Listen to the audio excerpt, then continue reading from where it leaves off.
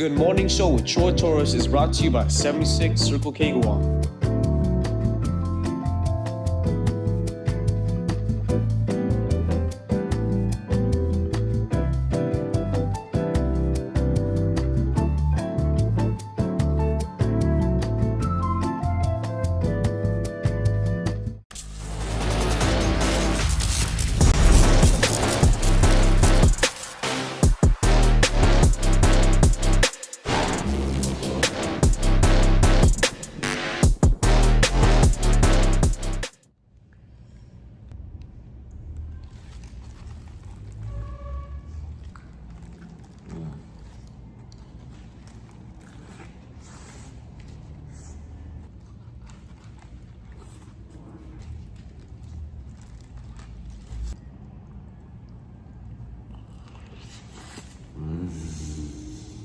Welcome to the morning news analysis. And whether this is your second day of the week, as it is for me, or whether it is your first day of the week, I am excited, whatever the case may be, that you are joining me this morning for the Monday news analysis.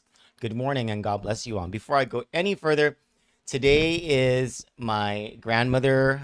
She died back in 2001, right before the World Trade Center stuff. She died August 13, 2001.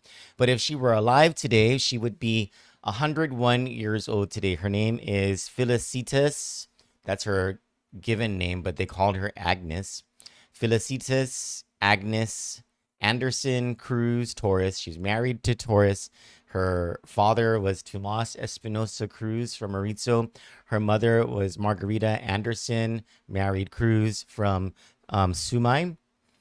So I am a Southern boy, though I've only ever once lived in the South, and that was when I lived in Baza Gardens, Georgia, but I was never raised in Mauricio, unfortunately, and now I'm a Northern boy. Good morning. My name is Troy Torres. It is 8:05 a.m. on Monday, June 8, 2026, and today there are two topics that I want to talk about. One is Guam Department of Education's, more specifically, Judy Wampat's attempt to manipulate the legislature into more funding. And the second is Mary Torres going on the attack against her Republican opponent, Congressman Jim Moylan, and about something about micronuclear reactors being authorized for this region, and Congressman Jim Moylan's office replying that essentially some of the information Ms. Torres put out was not correct. At least that these are the claims that are being made on both sides. And so I wanted to talk about that and bring you some of that video. But the first thing we're going to do is bring Senator Chris Duenas, who is the chairman of the Budget Committee, into this conversation on the other side of the break. You know, it's the Guam Department of Education absolutely needs more money. That's just a very objective conclusion to make. And whether it is teachers who need certain supplies or the need to pay teachers more in order to sustain, increase, or introduce intense interventions for students so that they can get to a certain level, whether that's investing in sustaining or getting new or improving the testing material or the what do they call it? There's a term for testing that I'm not getting correct. Anyway, whether it's that, whether it's the need to repair school facilities or to hire more one-to-one aides, to train more aides, to train more teachers, to train the teachers who already are, to participate in, to pay people for professional development days. I mean, there is no shortage of funding needs over at the Guam Department of Education, but what I think we're finding is a shortage of capacity in the higher levels, in the highest levels of GDOE, as in their superintendent and maybe even her management team, and being able to articulate what it is that they need funding for. And I think that has to do with the disconnect between what the teachers and what the students need and desire versus what it is Judy Wampat wants to use a bigger budget for. And I have a feeling it's for politics. It's for spending on hiring. When we come back from the other side of the commercial break, we will bring Senator Chris Duenas on the show to talk to us about his concerns as it relates to this current superintendent and the political maneuvering that she's doing to pressure the legislature into giving DOE, into giving her more money, and what that money might be used for. Stick with us. We'll get to it on the other side of the break.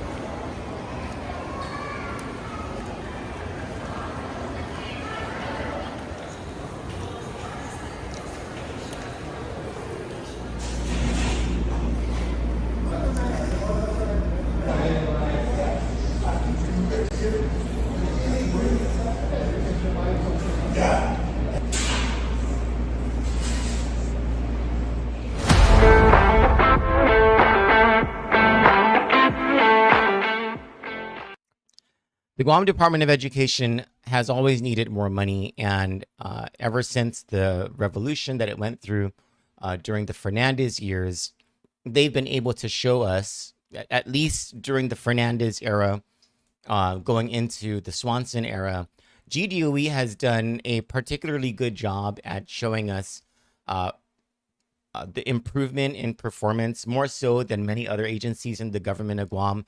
I mean, the rapid improvement in student learning and in teaching excellence coming out of Guam Department of Education. And thank you for the reminder to my source. It's called assessments. I was struggling with the other term for testing. So the assessment materials that GDOE might need to improve upon or whatever. But anyway, so the assessments that have been going on, and they've been more rigorous assessments as the years have gone by, meaning that the improvements that we're seeing are even above what they should have been had they been using the easier testing methods or the easier assessments. So GDOE had been making all of these improvements using non-politicians to lead that agency. You know, a real sort of barrier between Adelup and GDOE, and a check on the powers of the board against the operations by the superintendent and the management team.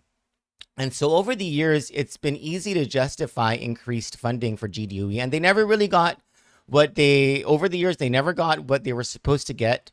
And that's the fault of the legislature and the governor, absolutely, over the years, over the several decades, right? DOE has always been underfunded.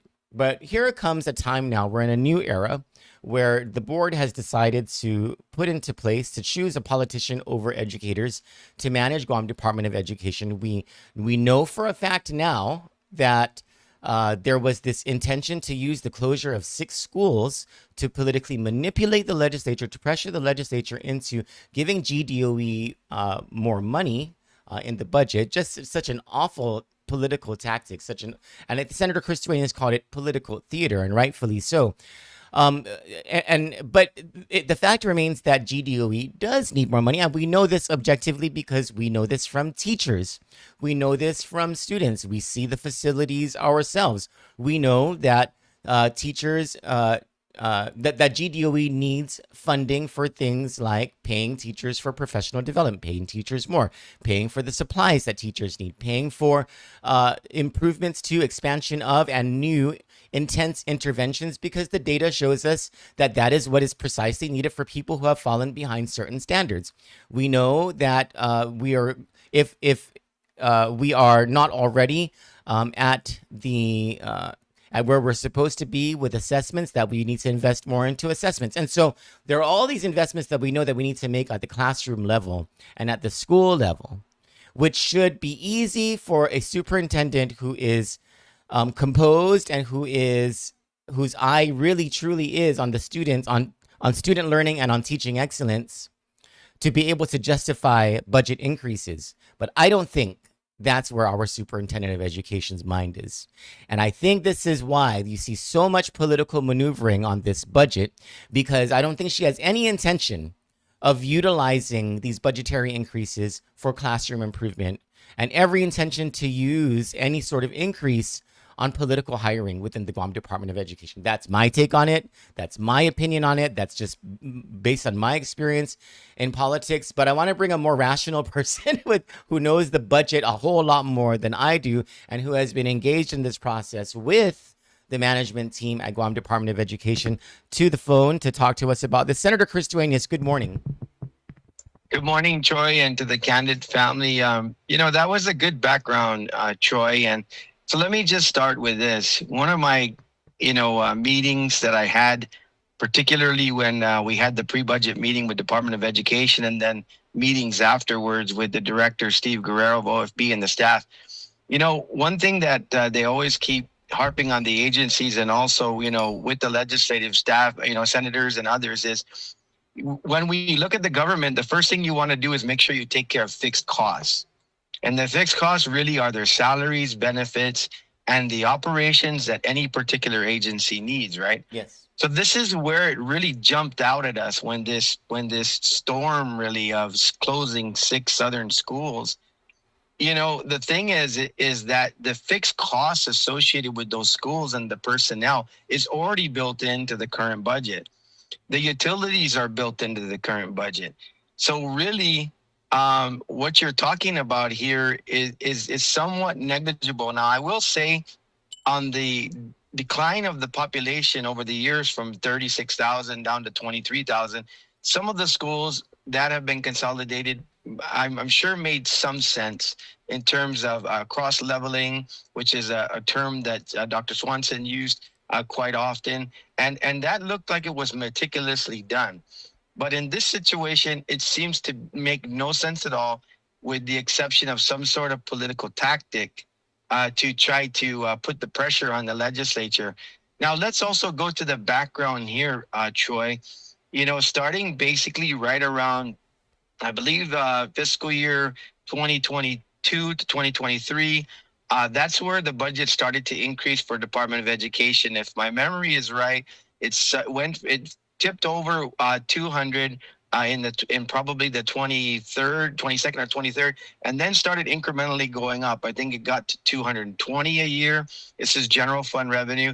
And then it took a big jump in 2025 to 260. And then we did a supplemental somewhere around 5 or 6 million. So basically, they're right around the highest levels of revenue the legislature has ever appropriated Department of Education, and also in a time when they've been lapsing so much money, and there was a lot of different reasons for that, but it was their lapses were anywhere between 10 and 30 million just about every year, even when they were just getting the 220 and the 230. So we've tried to work with them to say, what is the problem here in terms of being able to, first of all, utilize your money, and then secondly, how can we also reconcile, what you're asking for versus what are the main issues, right? So when Judy came in to sit down with us on the pre-budget,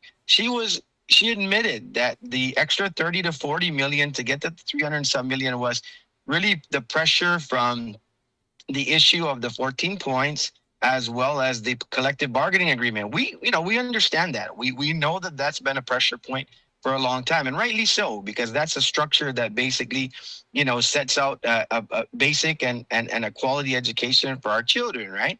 But that makes sense with the collective bargaining. But even at that, Troy, they admitted that you would need 350 to 400 new employees for the one-to-one and all kinds of different things that they said that were mandated that they can't do internally right now.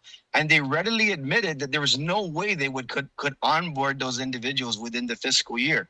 In fact, even now, with the exception of Central, from what I understand, it's bursting at the seams, they still haven't been able to actually get past the 50, 60, maybe 70 teachers that they're short right now. And to be That's, clear, and that's internal to because be they're clear, budgeted. that budget allows for that hiring, but they just haven't been able to do it internally. Is that what you're saying? Absolutely. And maybe from what I understand, there are a lot of folks with teacher credentials that for some reason have landed up in Central. And this is information that I'm starting to get now. You remember, Troy, there was a lot of controversy before when they built what a lot of people called the Palazzo, that huge central office in Tizen, which is nicer than any school out there in the community. And some were saying, you know what, you build those thousands of square feet up there versus the small, operation that they had here in Naganya, and they're going to fill it up. And I guess that's why there's a lot of contention internally with DOE that Central is very heavy, and there's a lot of big salaries there. Now, I don't know the veracity in terms of the program, direction coming out of there or what, but what I'm trying to say is that if there is shortages and if there's an abundance of teachers there, then that also what is management doing and how are they managing that? So across the board, it just seems like there's been a shift of priority and also a lot of, like you said, political, or like I said, a lot of political maneuvering and tactics, as opposed to, and I'm disappointed too, because I thought from the first couple of hearings that we had, particularly with the deputies that have been brought in, that things were actually going in the right direction. They, from what I understand, facilities, the lady that's in charge of facilities has been very effective. Facilities are getting, a lot of the things that they need. There's some other areas in curriculum and some things that are really moving. I'm told Julie Heath, Ujoba Heath, I think that's the person you're referring to.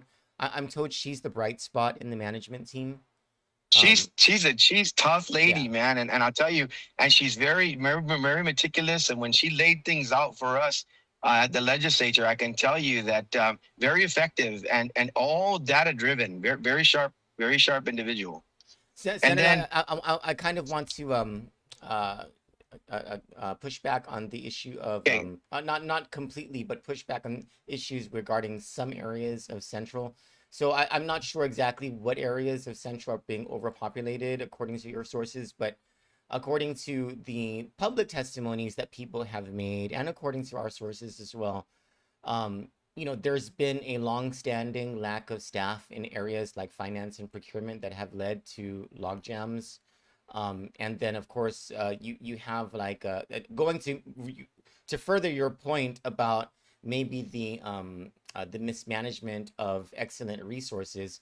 You have Dr. Azurdi Rossetti, who was transferred as the principal of JP Torres Success Academy. Judy Wampat moving to close that place down and moving Azurdi Rossetti to the special education division. You have an underpopulation or a need for more staff at the special education division as well. And so, while there are questions of overstaffing in some areas, that I think there also is understaffing in other areas. And not to mention, of course, would you agree with the contention from teachers and from principals that there's a lot more resources that need to go into the classrooms in terms of supplies and the money to raise up intense interventions in the schools? I don't contend with that. And like I said, this does come from sources. I'm sure there are, like you said, bright spots once again in Central that are very effective and have made big differences. I know that one, just to go real quick back to the finance of, Guy Frank Leon Guerrero, he also, has been a real bright spot as well. And he brought things to my attention that they were also, in fact, some of the pushback was they were reorganizing some staff to make things more effective from the central level and out. And so what has disappointed me lately, though, is now going to your question and your discussion is supposedly now the $24 million that was harped on, that was needed so badly to get to that for some reason it was discussed that the fiscal year 2026 budget was the logjam for that money. Now they're saying the money doesn't exist. Can you go back and can you give our audience some clips notes that that start this story so that we understand better what this $24 million is you're talking about? Sure. So supposedly, this is the one thing for our listeners to understand, to maybe a deeper dive, right? One of the fortunate things about Department of Education is when they get their budget and they have their own accounts, when that money is in their account, that's their money. So they don't face they face some of the rollover situation with regard to maybe some appropriations, but cash is king to them and cash is theirs if it's in their bank, right? So they were accumulating $24 million in cash reserves plus the $51 million. That's why there's such huge lapses within DOE. The $51 million reimbursed from the federal government that they used for teacher pay and pay raises before the Pay Raise Act went forward. And so there was a huge chunk of money that came back to Guam under ARP that was actually reimbursed to DOE. And that's cash in the bank. So when we did in the fiscal 2026 budget, our sports facilities are dilapidated and needed help, right? So some of us thought, hey, let's make sure at least some of those lapses or the lapses from the money goes to sports facilities as well as, but it was worded that it was first. And so they said, hey, we need an amendment, right, to make sure that we can use that for other purposes. So we did. We recently passed that bill.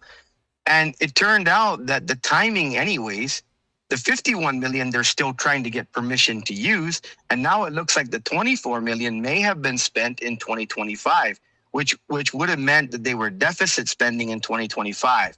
So there's a mess right now in terms of the accounting. The $51 million was authorized because you guys said you authorized it for sports facilities and a couple other things, right? So that's authorized. That was appropriated, right? Right. And it's cash in the bank, and I understand the switcheroo that happened, right, with that. So you're saying it's already appropriated so they can go ahead and spend it as the legislature has authorized. But the $24 million, are you saying that was not appropriated and they spent it anyway? Well, it looks like if they spent it in 2025 and it was recognized as a lapse coming into 2026, we got to figure out why they needed that authority and why it was a lapse into 2026. So that has to mean that they were deficit spending in 2025. So we need a full reconciliation in terms of why there was so much, pressure and, hey, you didn't give us the authority to spend this money. And now they're saying, oh, well, the money's no longer there. So we have to ask, where is the $24 million? And if it's an accounting entry, they got to tell us that. Or if it was spent in 2025, then they were spending more than likely without the authority.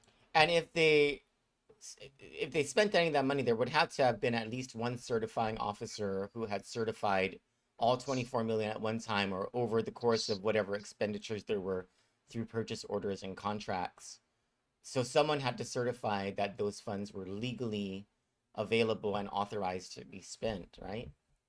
Right, because let's just follow the logic. There wouldn't be a need for expenditure of lapses in 2026 if the money was spent already. And now we're in 2026, and if they're saying the 24 million isn't there, then that's the riddle they have to solve to tell it, because it's got to be one or the other. Either it's a misstatement, and they have an accounting to do in terms of carried forward to 2026.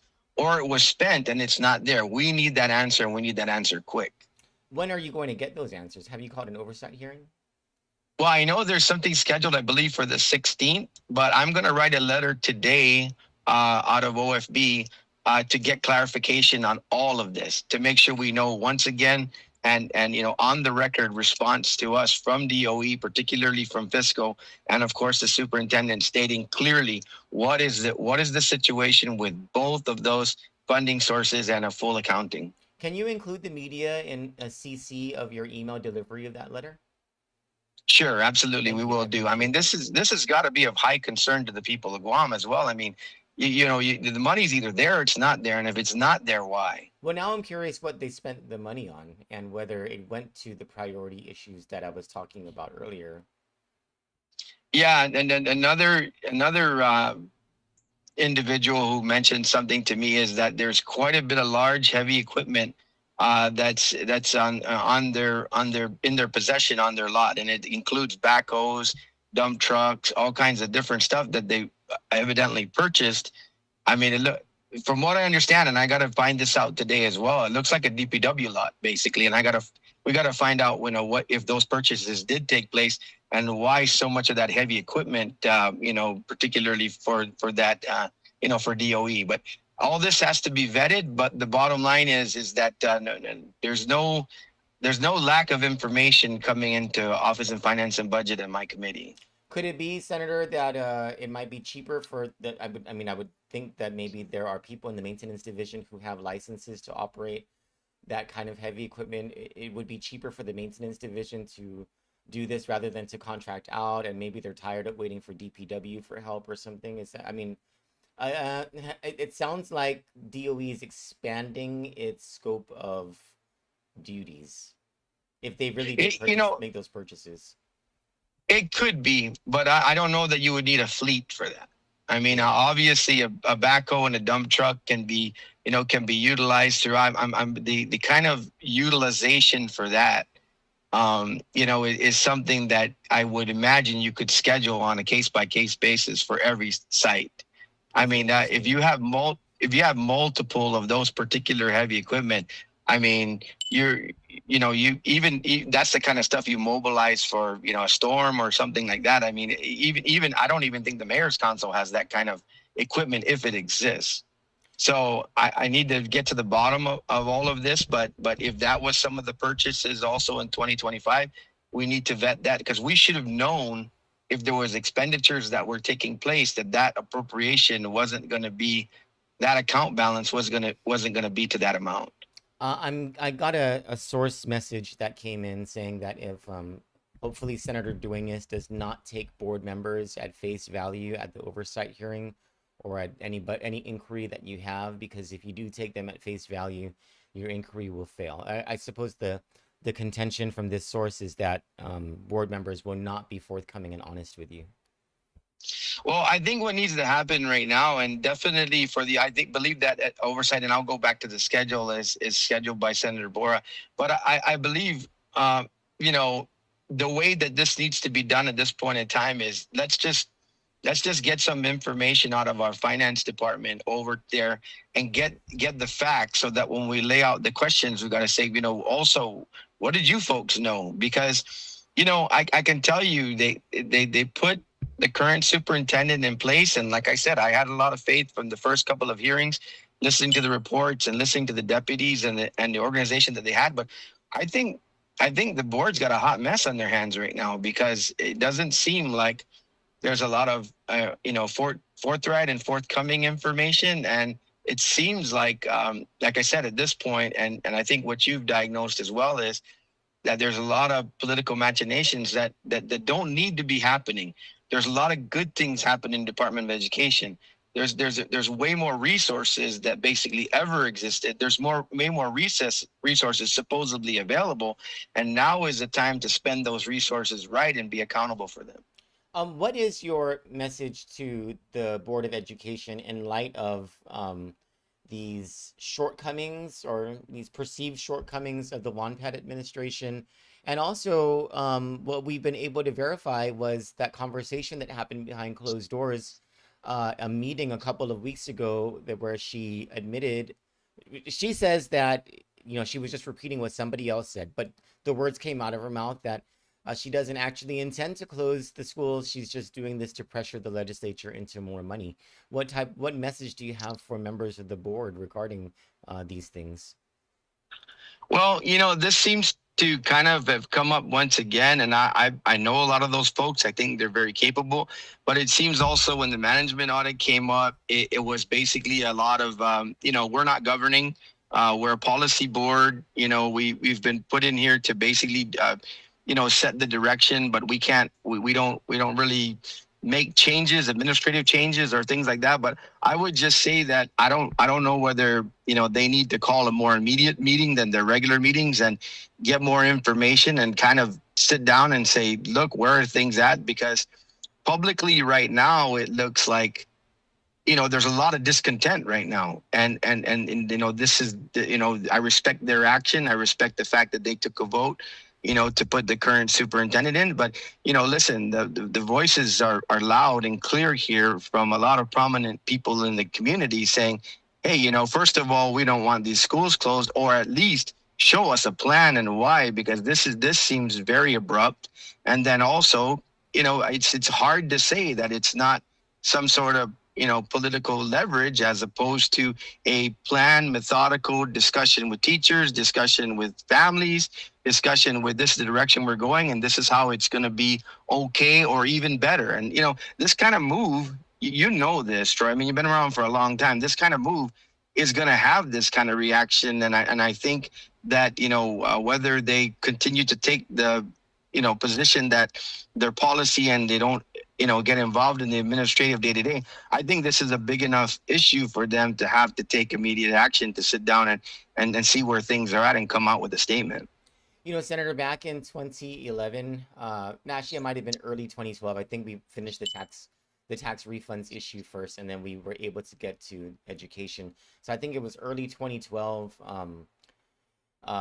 Governor Calvo, Vince Leon Guerrero, the First Lady at the time, First Lady Christine Calvo, and myself and some other people, we wanted to be more informed about the issues at Guam Department of Education, and we decided that we were just going to pop in to public schools, and we did a couple of pop-ins, and then the central office begged us to at least inform them a day in advance, because they wanted to at least mop the floors or something, or give Governor Calvo a prop. But the governor wanted to see the schools as they were. He didn't want them to clean up anything. He wanted to see the schools as they operated, so he understood what the problems were, how the administration can offer help. And it wasn't to tell anybody to do anything, right?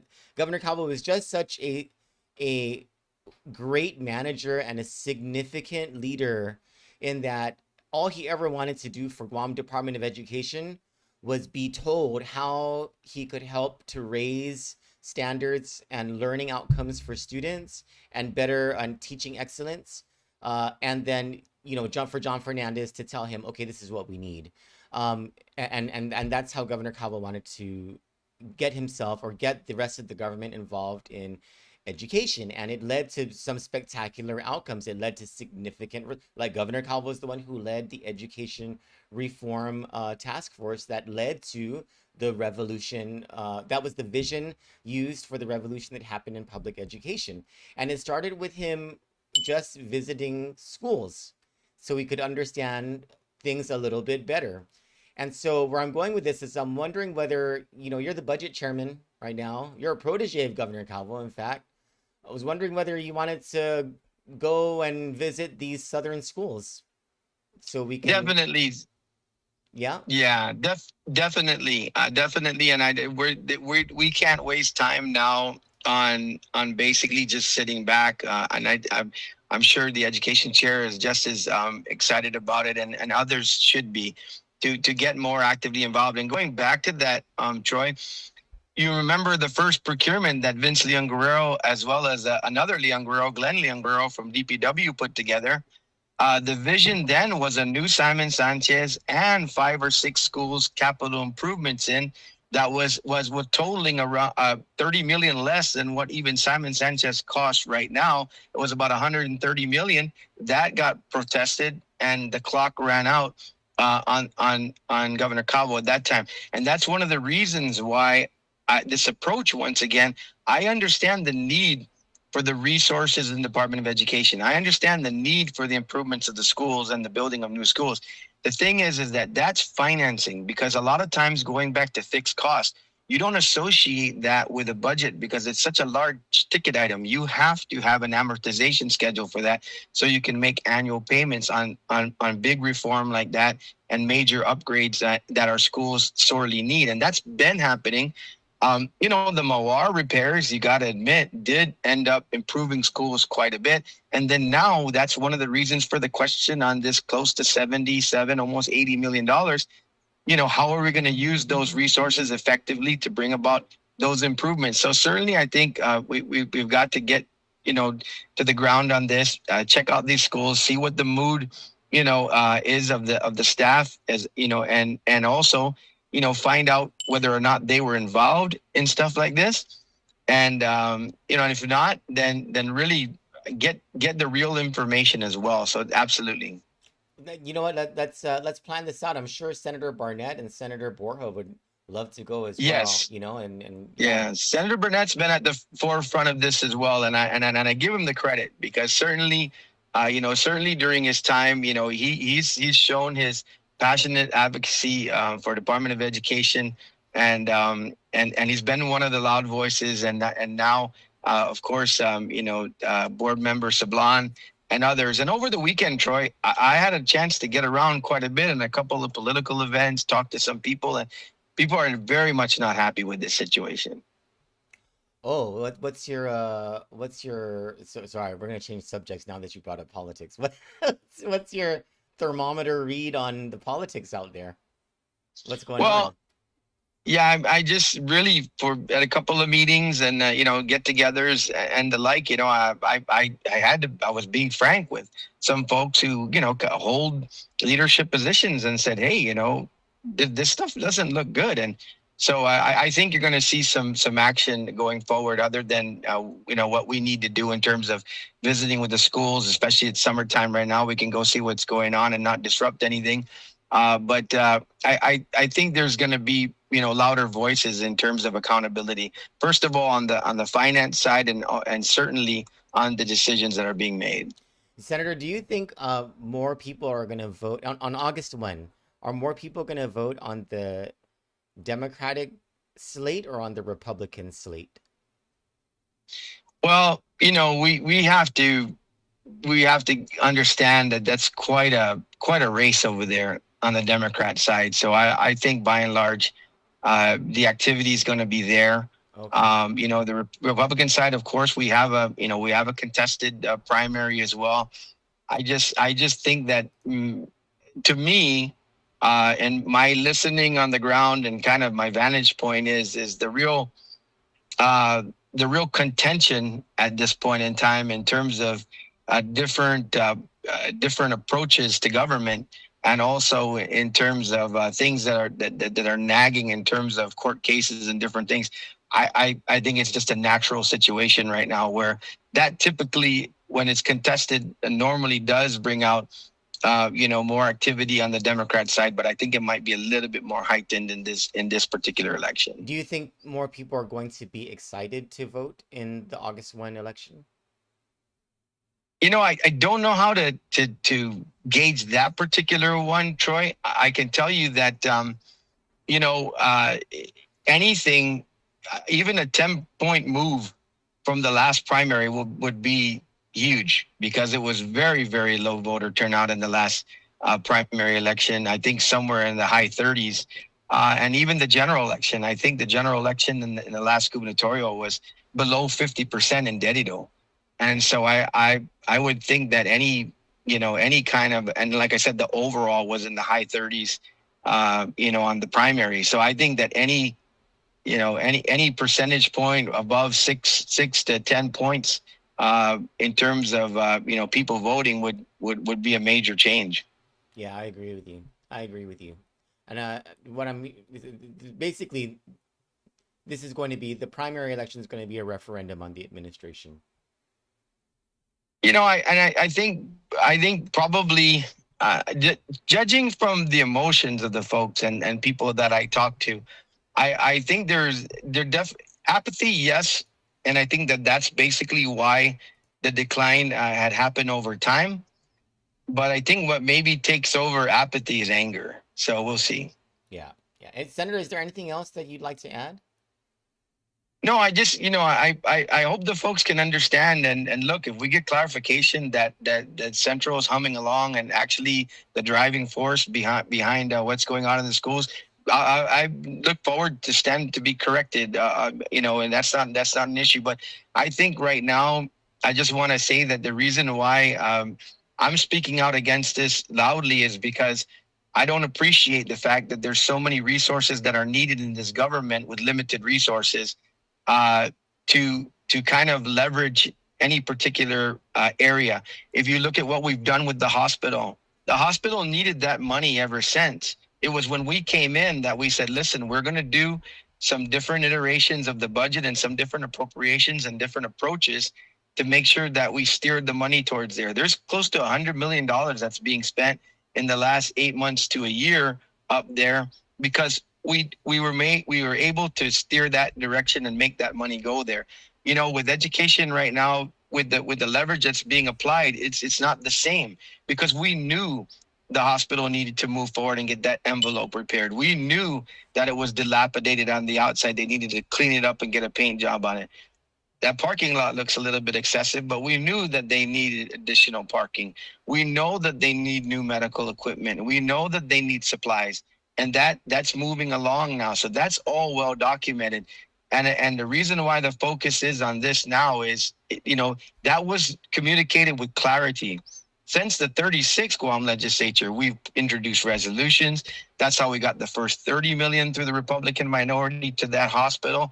And we've been trying to make sure that they're fiscally accountable, which their last budget presentation looked like it was at least on the way there.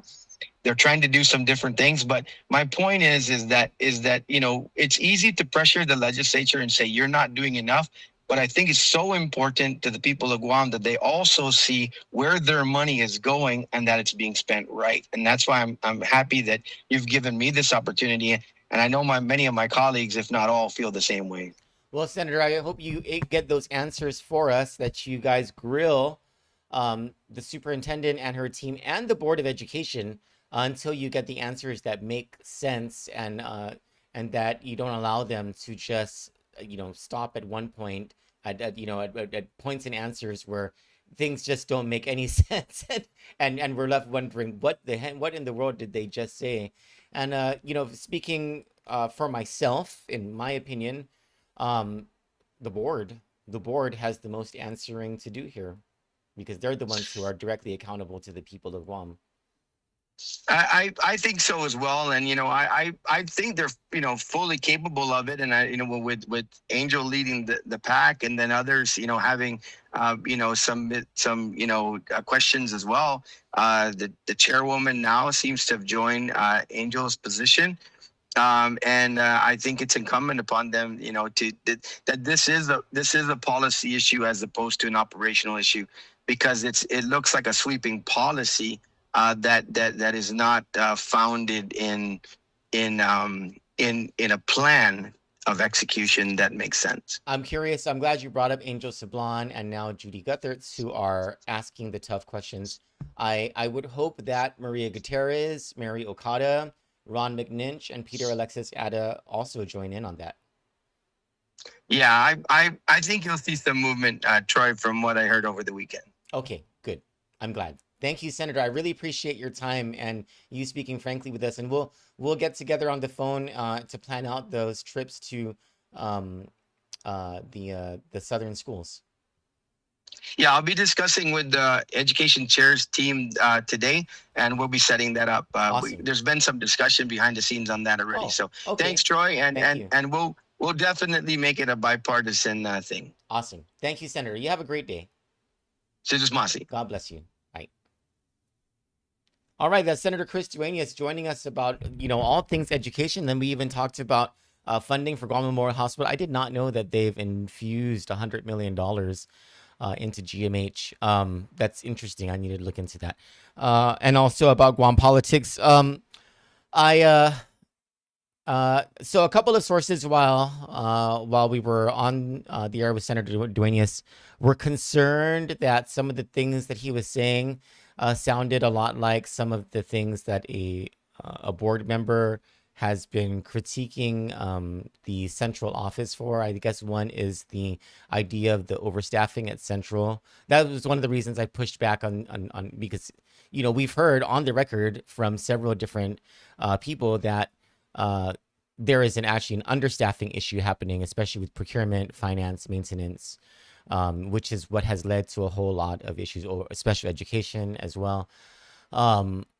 And then I'd like to get more information about the heavy equipment that was purchased before jumping to any conclusions there. But anyway, but I think that at the end of that, Senator Duenas, he should have given those sources a bit of comfort when we talked specifically about board members who have yet to take a stand on the latest developments with Judy Wampat, those being Maria Gutierrez, Mary Okada, Ron McNinch, and Peter Alexis Atta. You heard Senator Duenas saying there was talk over the weekend about at least some of those board members, they might be stepping up. So that sounds like good news for us in terms of transparency and accountability coming from the Guam Education Board. On the other side of the commercial break, we will talk about Mary Torres' attacks on Jim Moylan and what Jim Moylan's office had to say in response to those. And we'll get to that on the other side of this commercial break. Stick with us.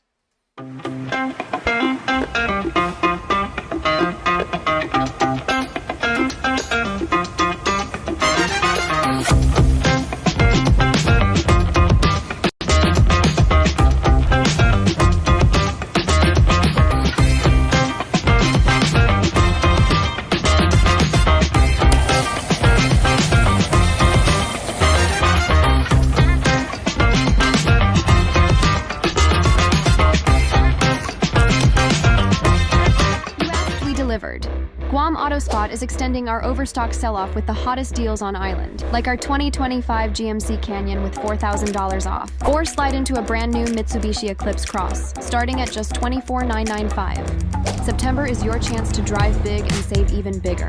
Visit us today or get pre-approved online at guamautospot.com or call 478-AUTO. Guam AutoSpot, where the savings never stop.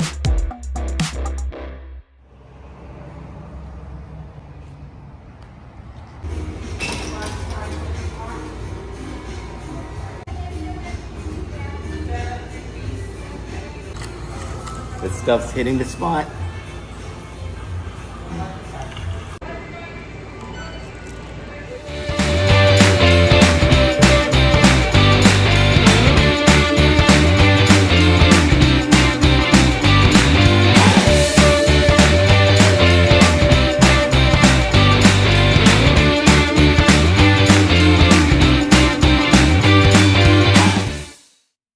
Welcome back to the show. It is now 8:50. That's 8:50 a.m. on Monday, June 8, 2026. Now, congressional candidate seeking the Republican nomination to unseat current Republican Congressman James Moylan.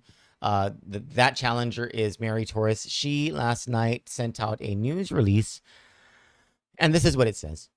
Congressional candidate Mary Camacho Torres today called for answers following a recent amendment to the fiscal year 27 National Defense Authorization Act passed by the House Armed Services Committee that would establish a nuclear microreactor pilot program for the Indo-Pacific region. During committee debate, U.S. Representative Jill Tokuda of Hawaii raised concerns that Pacific Island communities like Guam and Hawaii could ultimately be considered for future deployment under the program.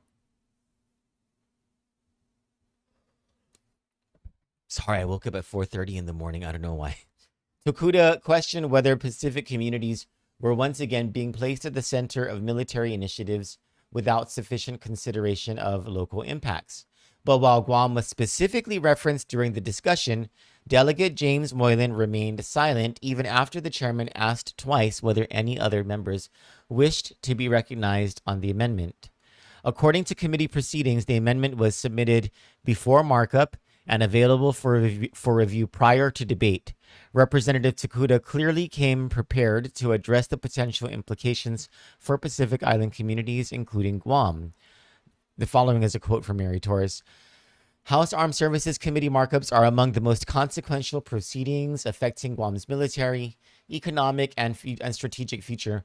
While we understand that the delegate recently arrived from a congressionally funded trip to Europe, the people of Guam have every right to expect their lone voice in Congress to be fully prepared when issues like this are debated.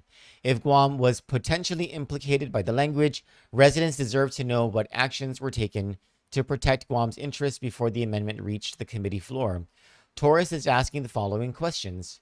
When did Delegate Moylan's office first become aware of the amendment? What actions were taken before markup to raise or address potential concerns affecting Guam, and why were Guam's concerns not publicly raised during committee debate, particularly after Representative Tokuda specifically identified Guam as a possible location for future deployment? While Moylan ultimately voted against the amendment, Torres says the markup was an opportunity to question the language, defend Guam's interests, and make clear on the record that our people would not be an afterthought. Quote, representation is not just casting a vote, it is using every possible moment to advocate for our island. Our delegate had a chance to make that position clear. Instead, he chose silence, end quote. So I sent questions over to the congressman's office in the media chat. I like to put it in the media chat basically to share, because I prefer, like, I do this in all of the government media chats. I don't like to hoard stories. I figure if we're all covering these stories, our island would be the better for it. I don't think everybody feels that same way, but anyway, I asked, does your office have a response to this news story, this news release by Mary Torres? Is Guam being looked at to host a micronuclear reactor? Is there an independent study or risk assessment the congressman has reviewed and can share with us about the matter? And then I put the news release. So Isabella Shinhara with the congressman's office says Congressman Moylan voted against the amendment in question during the HASC markup. The congressman and his staff were aware of the amendment once it was filed and available for review. Throughout the markup process, personal office staff, committee staff, and members were aware of the congressman's concerns regarding the amendment and his opposition to it. His vote reflected that position. At this time, no decision has been made regarding the placement of a nuclear microreactor on Guam. The amendment does not mention Guam, nor does it designate any specific location for deployment. Instead, it establishes a pilot program authorizing Department of Defense to evaluate potential deployment of advanced nuclear microreactors within the Indo-PACOM area. To be clear, Guam is within the Indo-PACOM area of responsibility. Additionally, the NDAA process remains ongoing, and Congressman Moylan continues working with House and Senate colleagues to ensure Guam's interests remain protected as the legislation advances. Congressman Moylan has consistently worked to ensure Guam is protected whenever proposals involving nuclear infrastructure are discussed. Last year, he successfully secured language in the FY26 NDAA that was signed into law requiring advance notification to Congress and the governor of Guam before any proposal involving a permanent nuclear reactor on Guam. That provision reflects the congressman's belief that Guam deserves transparency and a seat at the table whenever decisions with long-term implications for our island are being considered. The fact that these safeguards were signed into law before this amendment was ever proposed demonstrates the congressman's long-standing commitment to ensuring Guam has a voice in decisions that could affect our island. While this amendment has generated attention, it represents only one part of a much larger NDAA process. Congressman Moylan successfully advocated for a number of Guam priorities in this year's bill, and our office looks forward to sharing more details on those efforts later this week. I think as we see an increase in both official work coming out of incumbents' offices and news releases or challenges coming out of the campaigns of their campaign challengers, we have to be, and as the election gets closer, we have to be more careful to better understand context behind the things that are being said. So while Mary Torres is attacking Jim Moylan for this one hearing, as you saw in the release from, or in the response from Congressman Moylan's office, there's a larger context here that goes back to last year. But at the same time, Mary Torres still has a point that Congressman Moylan's office does not address, and that is, why didn't he say anything during this hearing? And so there is a portion of the hearing where we get to see what happened, and how the chairman asks if there are any other speakers on it. And apparently he asked twice. And so I wanted to watch that with you guys now. Accountability. Congress has invested in developing this capability. This amendment ensures that those investments are evaluated against real-world operational requirements in the Indo-Pacific, and I urge adoption. Gentleman yields back. Does any member wish to debate this amendment? The gentlelady from Hawaii, Miss Dakota, is recognized. I don't think there is a place called Dakota, but there should be. Well, you never know. I heard there's a bar. Thank you, Mr. Chairman. I rise in strong opposition to this amendment. I do agree it is very narrow and targeted. Sadly, it is very narrow and targeted to Hawaii and to Guam. This amendment would require the department to deploy a transportable nuclear microreactor within the Indo-PACOM region January 1st, 2030. Because of our status of forces agreement do not allow this technology to be deployed in other nations in the Indo-Pacific region, realistically, this would have to be on U.S. soil, which again means Hawaii or Guam. Nuclear power is a very controversial issue in Hawaii. Hawaii's state constitution prohibits commercial nuclear power. We have a strong connection to our environment. We are an island state, and we have seen the devastation of nuclear testing in the Pacific. We have had our land bombed by the military, our drinking water poisoned by the Navy. This is an unseen and unproven technology that is still being tested. It would be grossly premature, inappropriate to require the military to deploy a technology that is still in testing and to apply an arbitrary mandatory timeline. We must not rush into something when we don't know if it's safe, reliable, or effective. Once it's completed testing, the Army already has identified 9 installations to potentially place this technology. None are in the Pacific, and we should not be used, yet again, as a kind of proving ground for the United States military. It seems like it would be more appropriate to deploy it on the continental United States first, in communities that are actively seeking to try this technology, not island communities like Hawaii and Guam already struggling to protect our aquifers and our land. I am not against this technology in general. Just know that we have been through a lot of pain and suffering in Hawaii, and this would be devastating, even the thought of it, on our community. And certainly, this should not be tried out anywhere in the United States or the world until we know more about its safety and its performance. The military too often has gotten into big trouble by rushing into decisions and big purchases before designs are complete and thoroughly tested.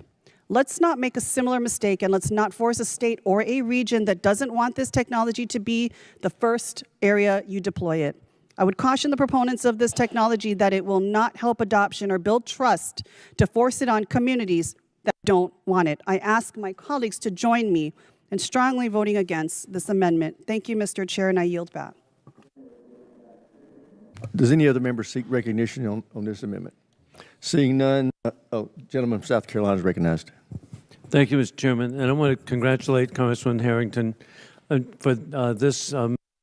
It's so important that we develop microreactors, small modular reactors.